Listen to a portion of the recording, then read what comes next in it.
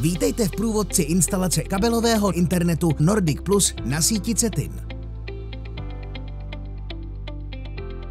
Po objednání služby vám do 2 pracovních dnů zavoláme a společně dohodneme nejvhodnější termín návštěvy technika. Pokud si ke službě objednáte také Wi-Fi router, což není povinné, kurýr vám do 3 pracovních dnů doručí balíček s routerem a následně vám zavoláme, abychom dohodli termín návštěvy technika. Pro převzetí balíčku stačí mít u sebe doklad totožnosti a částku odpovídající objednávce.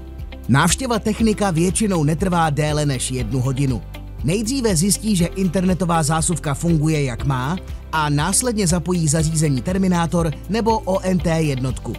Obě zařízení zvyšují kvalitu připojení a umožňují efektivněji řešit případné potíže se službou. Technik vám také pomůže se zapojením Wi-Fi routeru, který vám doručil kurýr. Samotný router stačí správně zapojit, zapnout a nastavit podle jednoduchého návodu. Aktivace služby proběhne následně automaticky. Potvrzení o aktivaci vám zašleme SMS zprávou na kontaktní telefon, který jste uvedli v objednávce.